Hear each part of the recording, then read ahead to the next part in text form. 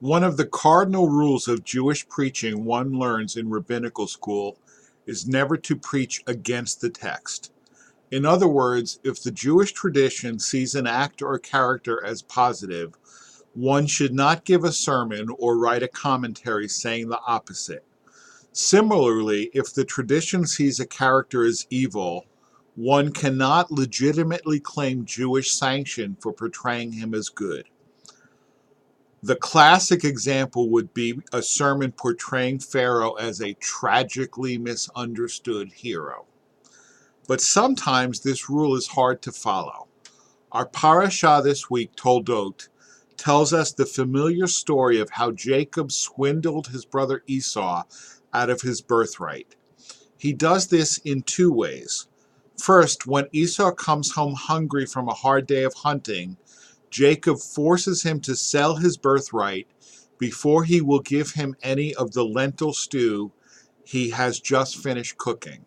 Second, when their father Isaac sends Esau out to hunt again and bring him something to eat so that my soul will bless you, Jacob and his mother Rebekah collaborate in an elaborate plan to trick Isaac into thinking that Jacob is Esau.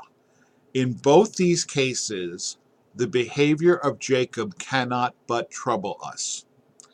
What is interesting is that immediately before this story, Isaac tricks Avimelech, the king of Gerar. Perhaps Avimelech is not too bright. Several chapters earlier, Abraham instructs Sarah to tell Avimelech that she is his sister rather than his wife, fearing that they will kill him in order to take her. Now Isaac does exactly the same thing with Rebekah, but when Avimelech catches Isaac and Rebekah in the act, he discovers that once again he has been tricked.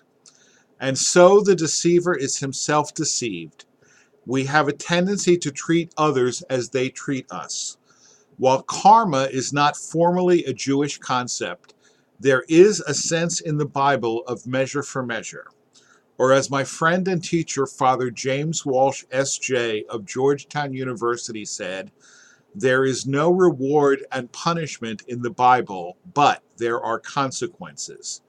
The consequences of Jacob and Esau's quarrel over the birthright have been with us for centuries. Esau asked his father if he has only one blessing.